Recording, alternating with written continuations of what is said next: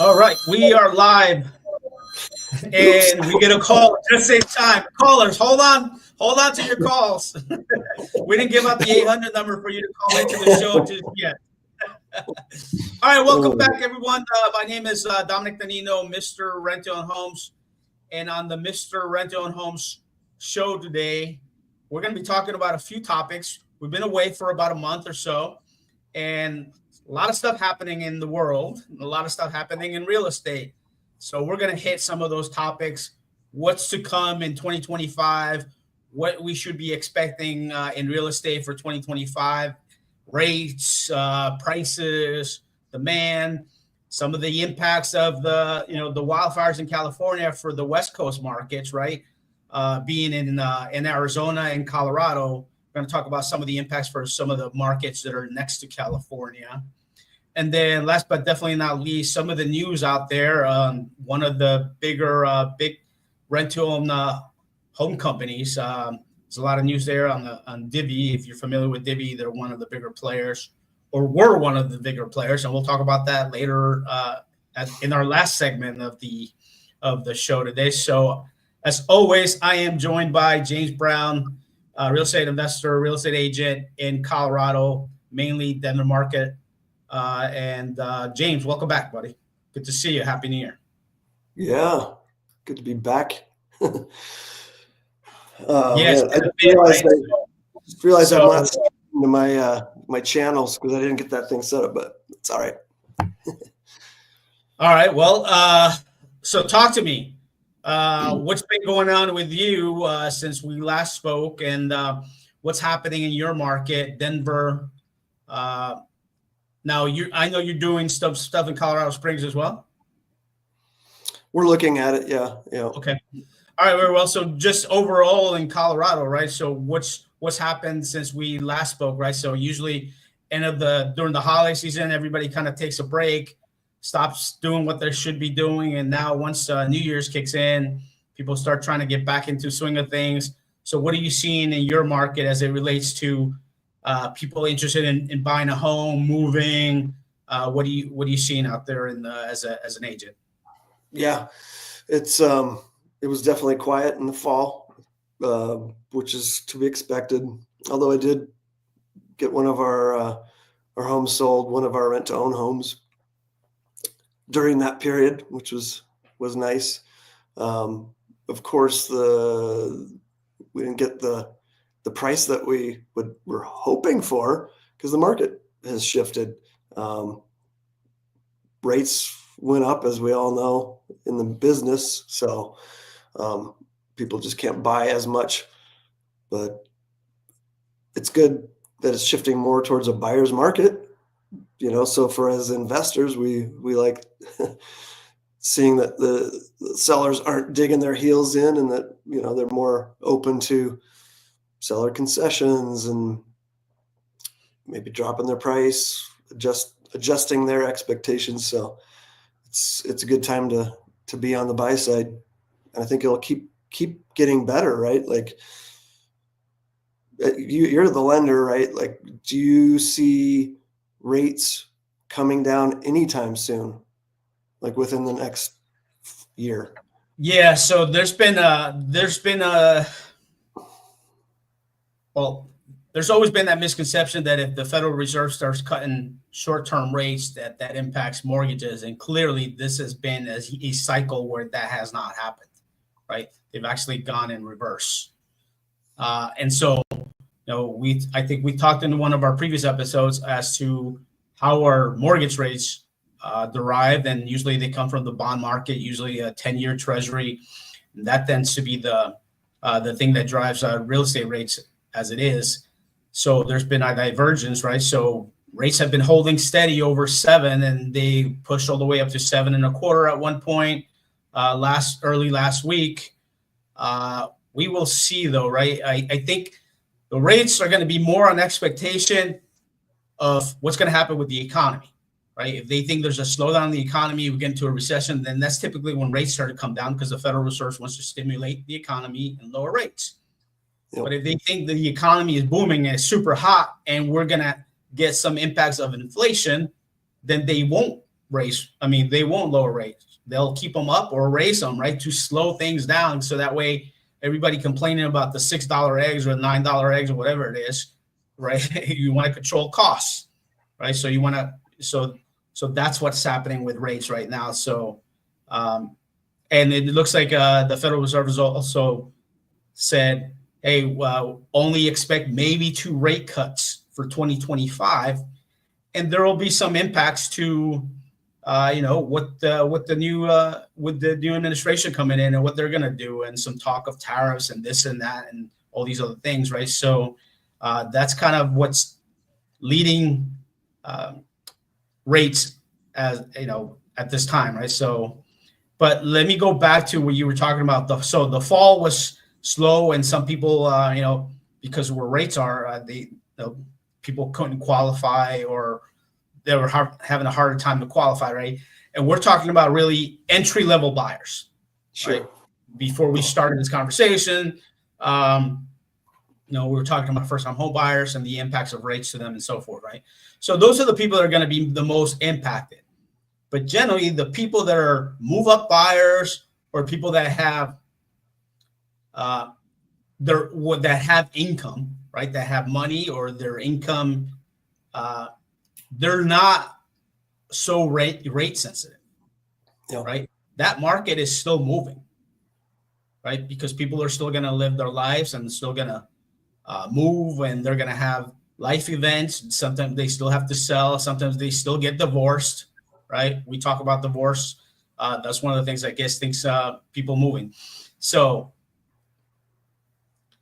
in general, those people, after a certain level of income, or they have the capacity to buy and so forth, if they're in the technology space, or they're professionals, white collar, or whatever that may be, business owners too that make money, right? So entry level buyers, yes, they're going to be more rate sensitive, but people that are in the middle to upper are not as rate sensitive as people think, right?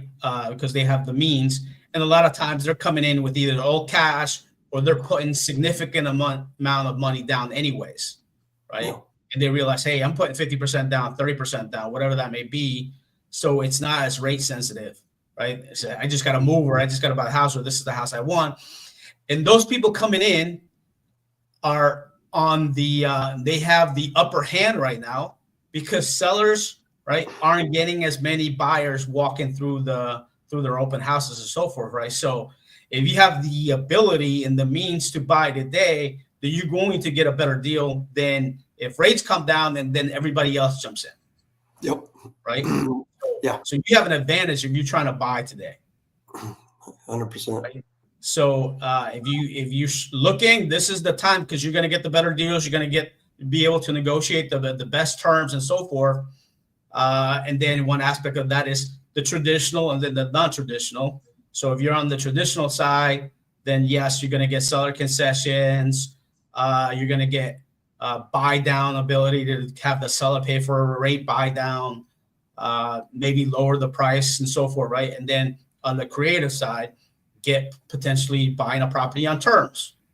Yep. Right, seller financing. We talk about sub 2 and some of this other stuff that we do on the creative side, right? So if you try to buy, this is honestly the time, because you're going to get the best opportunities. And if your fear is that, oh well, maybe the house prices are going to go down, well, not likely. Don't hold your breath. Unfortunately. Yeah. So when talking as of like expectations for real estate for 2025 are, we still have short supply, and we're going to have even shorter supply, right? Kind of leading to segment 2, basically, of this topic or this conversation here, is the impacts of the wildfires, Southern California and the LA market on West Coast markets, right? So if those people are going to collect insurance for what's happened to their properties, probably, a good chunk of those people are probably not going to rebuild, right? And those have been higher price point properties, right? Those markets, that area is higher price point.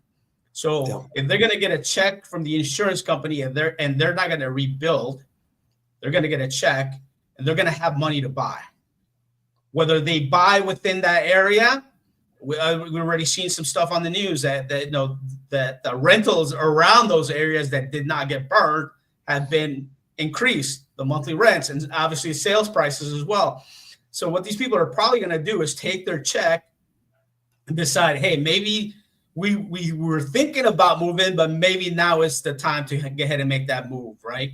And that's going to have a trickle effect on markets like yours, like ours, the Nevada market, probably, so Vegas, I would say Idaho too, right? Idaho, maybe or up in Oregon. So clearly Colorado and Arizona are going to be the beneficiaries of these people that are going to probably move because they're not going to rebuild and they're going to have money in their pocket.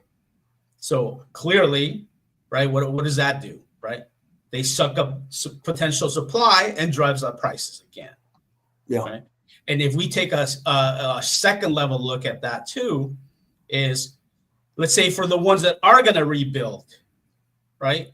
So think about that. So when you rebuild, you need materials to rebuild. So you're going to have lumber prices, you're going to have windows, you're going to have countertops, you're going to have all this stuff that needs to be used to rebuild, right, in mass. Right. So there's only limited amount of supply of materials to build houses all at once. Yep. Right. And it just nobody just turns on the spigot, basically like a faucet, and just creates additional materials. Right. So if there's demand for those materials, well, the cost for those materials are going to go up. Right. Right. Yep. And if a builder, let's say a builder in Colorado and Arizona needs those same materials, well, what do you think?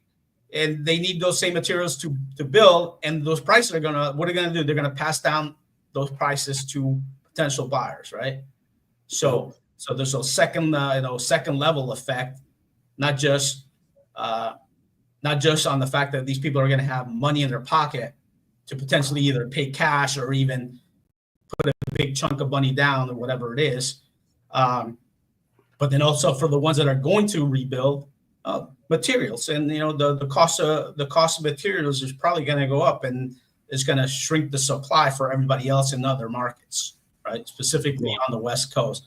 I don't know that it'll have as big an effect all the way to the East Coast, but I think on the West Coast it probably will, right? And same thing. So if people are building and they're hiring contractors and workers and construction people, well, the people from these markets are going to go over there for the jobs, right? And so what is that? That leaves less supply of workers, in our markets, and so that drives prices up, right? Because I can pay a little bit more higher because the contractor say, "Hey, I can go make this much amount of money over there. So if you want me to stay and do the job here, then you're going to have to come up on what you're paying me." Yep. So, how many homes were lost in those fires? Do you know? Yeah, I don't have that statistic. The exact, but I think I heard it was 100,000 pieces of property. That's significant. That is significant. Yeah, I mean, you were talking about some towns, right? A full town. You think about it. Let's say not Denver metro, but let's say the town over next to Denver. That whole thing burned down. How many houses are there? Right. We're talking about significant. Yeah. Right. Yeah, I think the stat I read is 100,000, not houses, but pieces of real estate, right? Because not only was there single family houses that burned, there were commercial buildings, stores, right? So all of that, warehouses, everything, right? So that has to get rebuilt, right? So it's not just houses, right? Those take materials too, right? Those take lumber, those take whatever that's required to rebuild. So so it's going to have a trickle effect. Still early on in the stages, but just looking ahead, to me, in the next 6 months, like let's say once we get into like the spring and summertime, once the insurance has kind of settled out as to who's going to get what and all of that, right? Because the insurance has to go do their due diligence, their investigations, or were you covered, were you not covered, did you do right? So that's a whole other. We can have a whole other show on insurance, right? Talking about that. Yeah. But let's say that's going to take 90 to 3 months to 6 months to kind of get settled out. Okay, the insurance companies start doling out those checks. And now these people are going to start making those decisions. Do I rebuild, or am I going to take that move that I was thinking about anyways? Right. The thing that California does have is, a lot of people don't even know this, but let's say you bought a house in the 80s or 50s or 60s or whatever, right? Your grandfather rate on your property taxes. You don't get an increase. Really? If you buy new, then you get the new assessment. Yeah. Right. So if there's a sale, then the assessment is based on the new valuation. But interesting. But yeah, California has the law where your grandfather in on your property tax. So if you own that same house since the 50s and you passed it down, you're getting the taxes in the 50s on some of these multi-million-dollar properties. Wow, that's crazy. Yes. Yeah. So that's why there's a lot of benefit. That's why the people that weren't selling, right? Because so if you got in early, again, they say in real estate, don't try to time the market; it's time in the market. Yep. Right. So real estate is one of the biggest things. So if you bought in this, right, everybody should look back and say, oh, well, should I have bought in the 60s, 70s, 80s, 90s, 2000s? Yeah. Right. If you don't own now, today is the best time to own. Right. Because limited supply, materials, and so forth. And just because rates are where they're at doesn't mean that people still don't need house, right? They need housing. Now, yeah. I can see some of the impacts there in those markets. Maybe some of it will turn into the zoning may change a little bit, where they'll allow developers to say, hey, this section here, we're going to do mixed use where you can do more units, maybe higher, 2, 3, 4-story apartments or multifamily, anywhere from, 4-plexes to 10-plexes to so forth, instead of just single families to, right? If it's already burned out, might as well build more availability generally, right? And we'll see how that evolves, but let's just say stay status quo. Materials, workers, right? And then some of the impacts that it's going to have for our markets as some of these people make a decision to move. Right? Yeah. And then post that, even if you can rebuild, right? Do you really want to take the chance that an insurance company isn't even going to insure you? Right? Yeah. You have any insurance companies are going to pull out. It's right? A mess. Okay, yeah. So if it takes you, let's say these aren't cheap houses, they're just going to build, in 3 months. Like we're talking about 18-month houses, maybe 2 years plus zoning and plus the permits. So today, ABC Insurance says, yeah, we'll insure you when you build. And then by the time that happens, they could change their mind. They're not bound by anything. Right. So yeah. I don't know if I were there, I'd be thinking about, okay, I got my insurance money. Sure. I want to rebuild, but am I going to have insurance? Right. Once this insurance company that was insuring me pays me and I got my check, are they likely to say, we're going to reinsure you again? Yeah, they're going to say, no, thank you very much. We're not going to take, right? So who knows? Yeah, it happens all the time. So there's a lot of uncertainty, right? So people are going to make those decisions. And again, this goes back to, a lot of these people are going to say, hey, I'm just taking my check and I'm just time to move, right? So our markets, are going to get an influx of that. So don't wait, right? Because you're going to wait till the summer. Some of these people are going to they've gotten their checks, they're making the move, and supply's already short. Yep. So, man, I'm just thinking about all these different markets. There's nowhere where you can go where you're safe, right? California, they burned up, and that was coming. I remember seeing an old clip of Joe Rogan talking to a fire marshal or somebody that was like, it's coming and it's going to be bad. It's just a matter of when. So we had the Marshall fires up near Boulder here in Colorado. It burned a ton of houses. I knew 3 friends that lost houses in that one. In Texas, I was looking at buying a short-term rental down there, and I knew a guy that had a place there, and he's like, get a 2nd-story unit. Don't get the bottom, because the big storm that came through Houston and Galveston made a mess. He was in Corpus Christi. It affected all of that, right? He's like, there's people that a year or more later, still hadn't gotten things figured out. Then I had a lady just reach out to me recently. She's got a place, about a primary residence, a condo in Florida. Same thing. Put a bunch of money into renovating this place, and it got flooded. And she's like, I'm not going to see anything for a year or so. So she's moving back here to Colorado. So I'm going to help her find a place. But insurance is all tied into all of that and can really mess you up. So anyway. Yeah, so things to consider, right? And then, I mean, so we got the West Coast, the impacts there, and then we've had some of some down in Florida and the hurricane that impacted Florida and the Carolinas, a little bit of Georgia, right? So that's not going away anytime soon, right? You just talked about Texas, right? I know, there's a while back, was it in 2020? I was down in that Galveston area, right, looking at the Airbnb properties. That's right, yeah. Some of the impacts, yeah. And I'm actually on a distribution with a couple of agents from that market down there that they send me properties, or they send me properties that are coming on the market, and some of the potential deals that are out there. And I'm seeing supply, right? When it was short supply, now there's more supply too. So for us that have been been in this game a little bit, we can kind of read the tea leaves, right? Kind of see, this, because I can look up and say, hey, they bought this property in 2022. Why are they selling already? Right? What's going on? Right? And it's, maybe it's owner occupied, maybe it's not an owner occupied. If it's not an owner occupied, okay, we know. If it's not an owner occupied, okay, it's an investment property. What was it? Is that location for a traditional rental? No, that's probably Airbnb.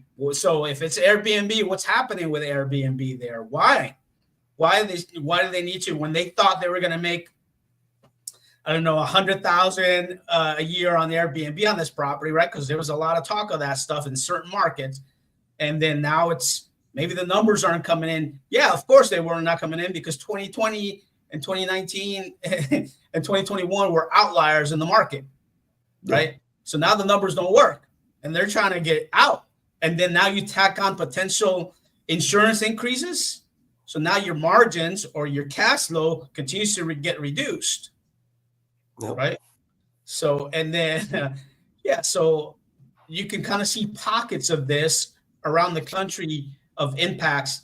I mean, when we get to the political aspect of climate change, but the things that are happening, and we talked about insurance a little bit, but if because it's an expense that you have to carry, otherwise I think a lot of, I think there was a little bit of talk of like, some of these people may not have had insurance because some of these houses may have been free and clear. So your house, so people don't know, if you have a loan, you are required to carry insurance by the lender.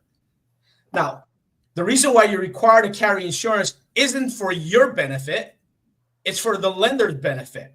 Because if they have a loan on that asset, on that structure, and you still owe them, I don't know, $500,000, and it burns down and you didn't carry insurance, well, how are they going to get paid? How are they going to get their money? Right? Yeah. So that's why the lenders require you to carry insurance. Now, if you own your house free and clear, then there's no debt that you owe anybody. So you can make the decision not to carry insurance, right? And, well, if you didn't carry insurance because you thought nothing could ever happen, well, that's why people carry insurance. That's why you carry health insurance, and car insurance, and casualty insurance on your house, right? It isn't that the likelihood, right? So you're paying and hoping that something that you're paying for you never have to collect on. Yep. Right? It's basically catastrophe insurance, right? So It's likely to happen. Same thing with flood insurance that's happened down in Florida and Carolina and so forth, right? Some areas that may be in a flood zone, may not be in a flood zone. So the lender didn't require those people to carry flood insurance, but they still got flooded. Mm-hmm. Because typically what's happened is, so when they do for flood insurance, they probably, fire insurance is going to be one of these things too, where like on the flood side is, you're insuring for 1 in 100-year events, right? And if you're outside of a one in 100-year event, then typically you're not required to carry insurance. Well, now we're getting 1 in 1,000-year events happen, right? And so when they should only happen once in 1,000 years, they're happening once every 5 years. These 1,000-year events are happening every 5 years now, right? So think about that, right? Yeah. That's where we are climate-wise with what's happening around the world, and us specifically as it relates to real estate. So being dialed into this is kind of understanding these things. So some of these people that didn't carry insurance, they're like, oh, that'll never happen. They only have land. Now, those pieces of land out there are very expensive, and they are, they're worth a lot of money, but it's not the same as if you were going to get paid on you had insurance and you're going to get paid on the whole structure plus right? So you don't get insurance on the land because the land can't burn. No. Right? The land is still the land, right? So the insurance is on the structure. Yeah. So, man, the insurance actuaries got to be scratching their heads and well, they're the ones that know what's happening, and they've seen it coming, and they're slowly known and seen this ahead of time. Oh, we've had Katrina, and we had this, and we have that. It's like, yeah, there are impacts to what's happening weather-wise around the world, and specifically for us here in the U.S. And so they made business decisions, as they said, to not insure or to increase the pricing on insurance because they're not a nonprofit, right? They're not a charity. They do this for profit. So if they're paying out more, so if they get a year where they're paying out more than they're collecting, what do you think? They're going to increase it next year because they want to pay out less than they're collecting, right? Yeah. Or they go out of business. Yeah. Or they pull out of markets like Florida. There's a lot that have just been like, we're out. And then what you're left with is whoever decided to stick with it, but they're going to charge more, which we found. We had one of our rent-to-own homes down in Panama City. Insurance went up. Even here in Colorado, our insurance went up, not as drastically, but yeah, definitely feeling it. So you definitely have to underwrite conservatively because things come up. Insurance goes up. Short-term rentals, if you only underwrote it as a short-term rental and all of a sudden they change the rules and boom, you can't short-term rent, you better hope like hell you can long-term rent it and have underwrote it as that being the plan B, like have another exit. We have to do that with co-living too. We can cash flow more with co-living, renting by the room, but that could change, so can you long-term rent it or are you going to have to fire sale the thing? Yeah. You don't want to be in that position as an investor. Yeah. Having multiple exit strategies and understanding when all these strategies make sense. And then what's so you come in with thinking one thing, but what, so always, as I say, plan for the, hope for the best and plan for the worst. Exactly. So if I can't make it work like this and something happens, what's my plan B, plan C, plan D? Right. Yep.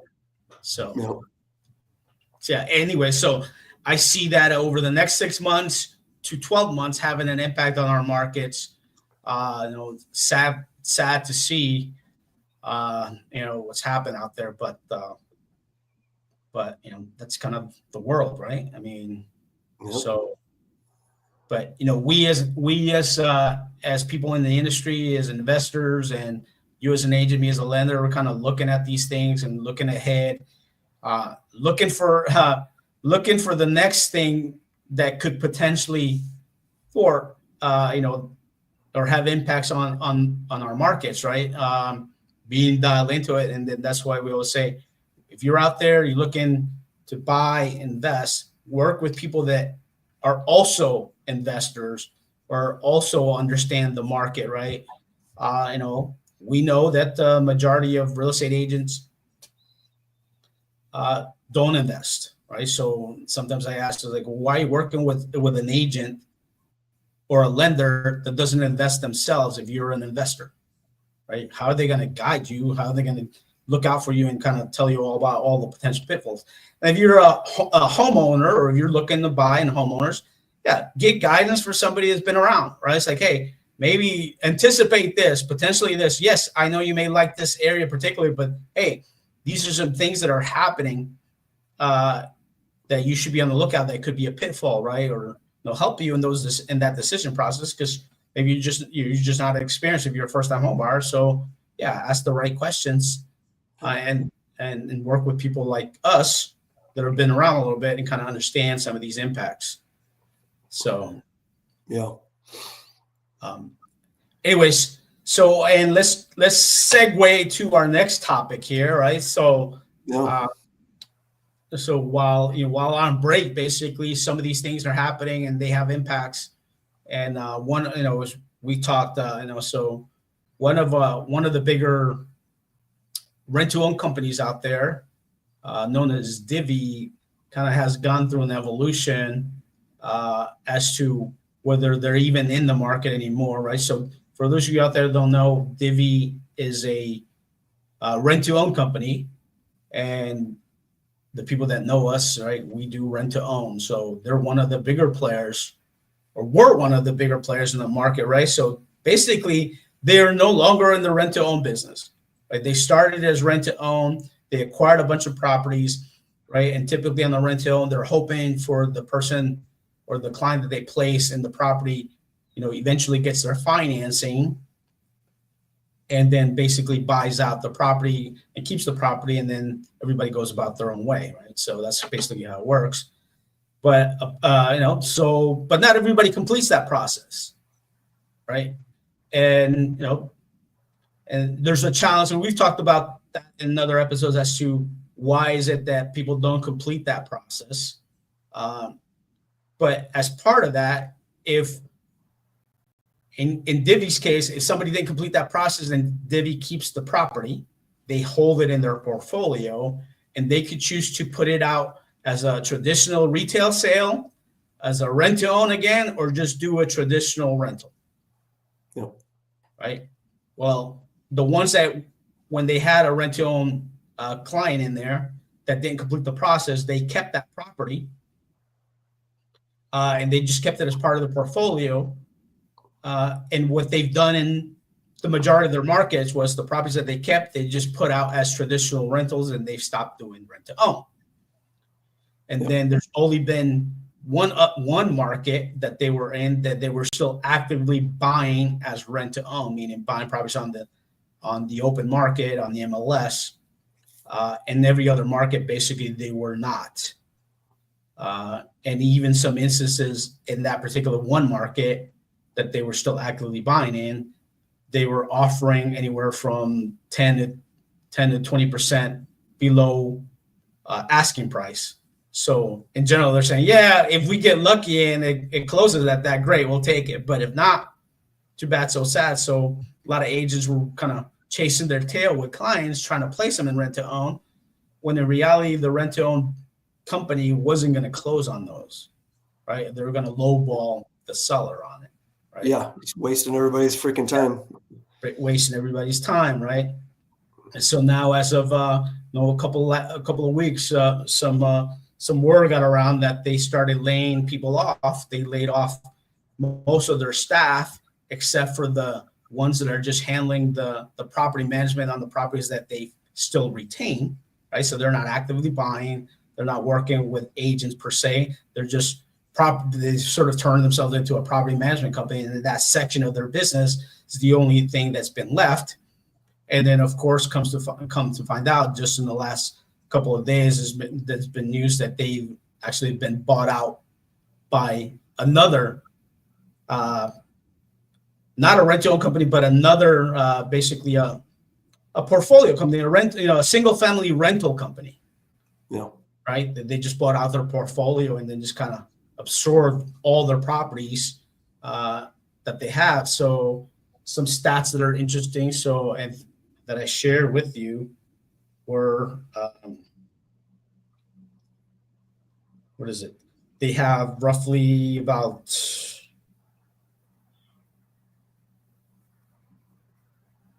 let's see. Yeah, so Divvy apparently owned 4,930 homes around the country. Yep. With their biggest market or biggest concentration of properties being in the Atlanta market. Cleveland was second, Houston third, Dallas fourth, and then Tampa. Right. So I know they've had some out here. I know they used to have some out in Denver. Right. I think Minneapolis was another market that they had some as well. Right. Yeah. But they've been dwindling out their portfolio and probably thinking, okay, well, maybe it's time to get out of the business because they really don't know how to do it correctly. That's the truth. They don't know how to do it correctly. And the aspect that is not done correctly is the making sure or helping the individuals that get into the properties to complete the process so that they can keep the property. Yep. Right? That's the aspect of that they don't know how to do.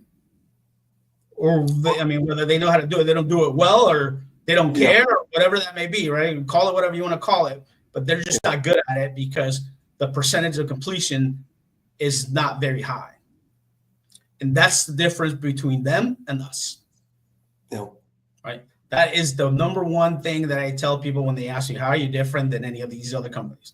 The difference is we want to help the person complete the process. Two, we don't place somebody that we can see that they're never going to complete the process. We're not going to set somebody up to fail.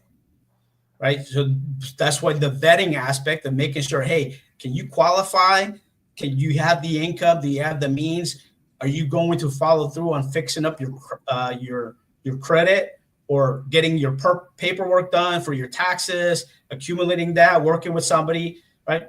That's the aspect that's the secret sauce, I say, to what we do. Yeah. Is, right. Aligning people with the right, aligning with the right buyers and making sure that they're going to be able to complete the process, or as best as we can. We can't do it for them, right? We can give them all the guidance, and it's for them to do it. But then that's part of the conversations we have to have. Say, hey, are you sure this is what you want to do? Because there's responsibility on your part to do so. That way you can get to the finish line. Yeah, I'm thinking about this, like these big companies like Divvy, and we didn't mention Home Partners of America, also a big company backed by BlackRock, buying tons of homes, and they pulled the plug pretty recently too. Like Divvy fell right after that. But you kind of think, oh, these big kind of established companies, they got it all figured out and they're doing right by these buyers, when kind of the opposite has proved true. And we're like the small guys, like, you got your Home Depot compared to, coming into like a local warehouse, or hardware store or something. If you're going to get that personal, customer service with that smaller business, you go to those big boxes. That's all kind of out the window. So I think that's a good analogy between what we do, Yeah. And you go in and you talk to somebody at Home Depot. Well, they might not be there next week. We're not going anywhere. You're talking to us. You have, usually have our cell phones, right? So like, yep. We're gonna. Yeah, you're not getting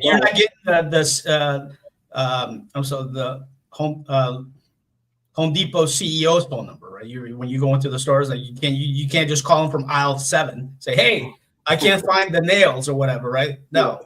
Yeah. Something's wrong. Can you fix it? Yeah, You're not getting that. So yeah, the two big ones are done, or at least for now. They were always fluctuating, right? Like markets would shift, and they would be going a buying frenzy, and then they cut back. They'd like drop out of a market, or just like you were saying before, just making super conservative offers and wasting everybody's time. And that is a good thing, like not overpaying and then having a buyer at the end going, oh, well, you guys, everybody agrees to up front. They bought high, and then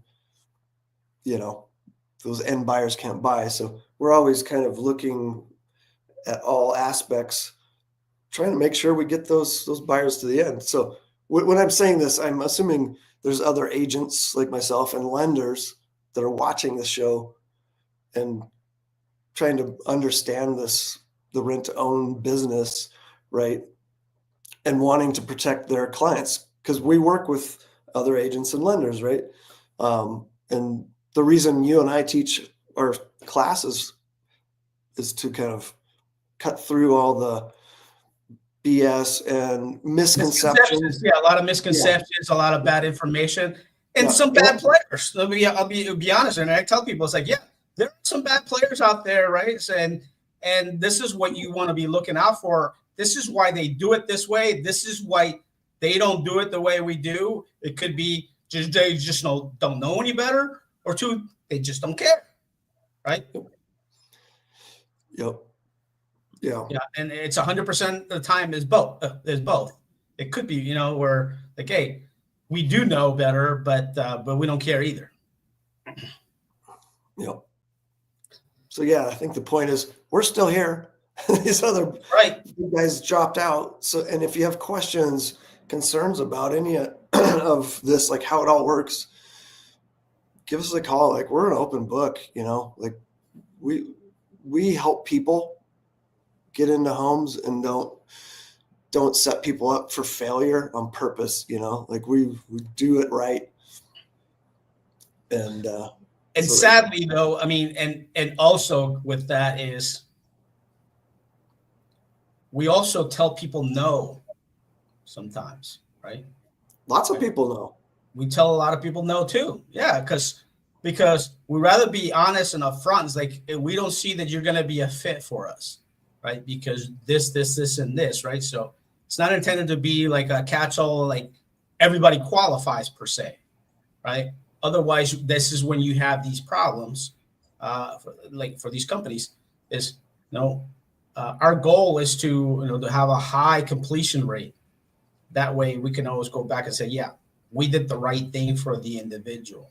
It wasn't just looking out for ourselves.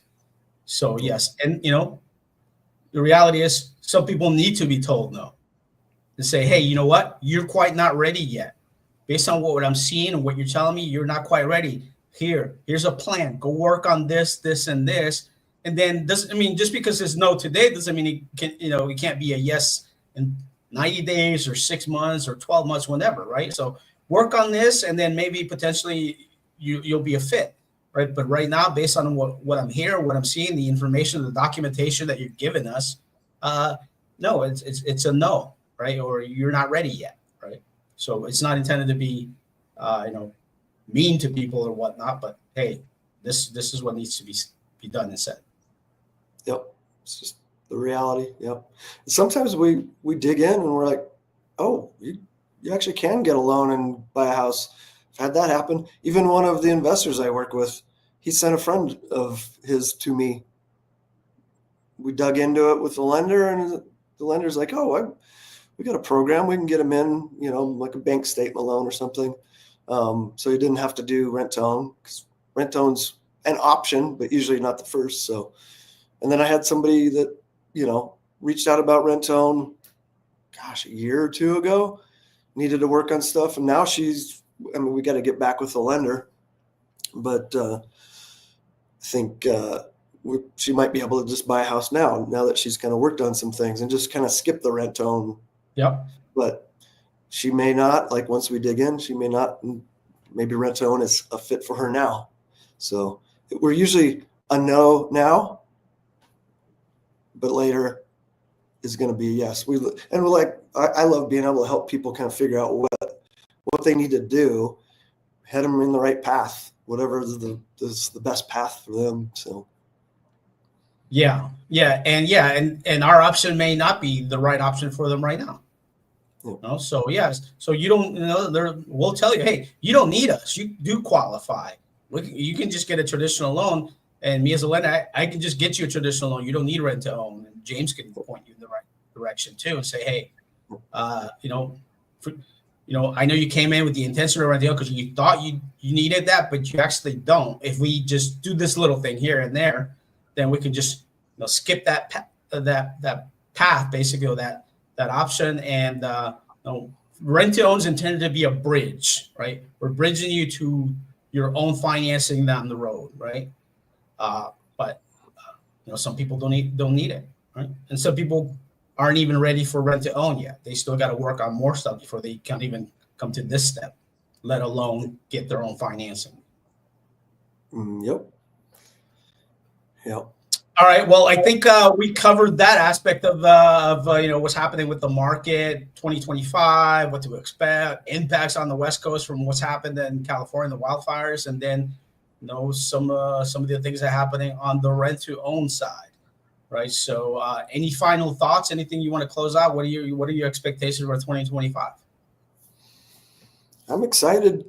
I mean, it's not going to be easy. And like everybody is kind of like, what's happening? New administration and where's the economy going? But people still need to buy and sell homes, and we're here to help. So I'm not planning on going anywhere. So reach out. I mean, I still see activity. As a matter of fact, we're getting ready to close on a new construction rent to own property. Next week, we're getting ready to close on that one. Yeah. So new construction, new build with a builder. We have a client that wanted a new build, and so we were able to help them with get a rent to own because they didn't qualify yet. So that was okay. Yeah, so that it's a new builder to us because we've never worked with that builder, and that is a catch. If somebody's interested in buying a new build, is going to be builder dependent because some builders are a little bit more flexible, and some aren't when it comes to working with investors or what they want and what their expectations are and so forth, right? So, but that is that is an option available, with some caveats, of course, right? But yeah, so, and while we were out there looking at this, working with this client and the builder, I mean, there were people out there looking, who were walking properties or walking through the model homes. So yeah.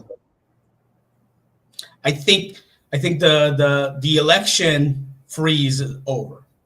Whether we got one outcome or the other, I think just the expectations of what's the outcome and what's going to happen, and then once that's sort of resolved, people was like, okay, that's over with. Now I know what I need to do because I still got to move forward, right? Yeah. So, all right. Cool. Any final thoughts? I think you sound you're excited about 25. So am I. I actually feel like the election year doldrums basically have been lifted. Yeah, it was pretty brutal pause there. So, yeah, people were paralyzed by it. So yeah. Anyway, so more to come. I think 2025 is going to be a good year. But the key with that is being able to pivot and put in the work. Right, put in the work that's required if you're an agent or a lender, and then pivot as an agent or a lender too, and add more tools to your tool belt. We talked about assumable loans, right? So I don't want to bring that topic because we're about to close this episode, but maybe the next one will bring back assumable loans and how that has an impact because rates appear that they're going to stay where they are. Yeah. Yeah, that'd be a great topic. Let's do that. Yeah, let's do a refresher, probably dive deeper into that. I know we've done an episode. If you're interested in finding out more on that, there should be an episode on my channel, but we're going to bring that back and maybe have some other panelists on our show. Yeah. That's the goal for 2025. I think I want to add a few panelists, kind of have invite some people in different aspects of the industry, to kind of share what they're doing, what's new, what's working for them, what's not working, and how we help them, how we've interacted with them, what strategies they're using, and kind of mix it up a little bit. Yeah, love it. All right. Well, that's all for today. Everybody have a happy new year. Glad 2025 is here. We're looking forward to working with you. If somebody wants to get a hold of you, James, how can they do that? Yep. Go to Linktree/partner with James Brown. I got a bunch of links on there. Excellent. And if you want to get a hold of me, you can reach out to me on YouTube, Instagram, Twitter, or X at Mr. Renta and Homes US. And our website is rent2ownhomesus.com. You want more information, you go to our website, watch the little explainer video halfway down, explains how a rental program works. Put in your information. Once we get a notification that you're interested, somebody will reach out from our team, give you a call, find out what your situation is, how can we help, if we can help, or if we can't help, point you in the right direction. If you're an agent or lender that's been to one of my presentations and you kind of maybe need a refresher, we'll be back out to the title companies and real estate offices. And then this year, we're going to kick off a little bit more doing presentations where you don't even have to go to the office anymore, or to the title company or to the real estate office. You can just do it from home. We're going to do a little bit, some webinars. We're going to do a rent-to-own webinar. I'm working on a assumable loans webinar. I want to put one together for that, and then do a creative financing training webinar as well. So that's to come for 2025. So that's it for today. Thank you all for joining us. I am Dominic Danino, aka Mr. Renta and Homes. So see you next time. Bye-bye.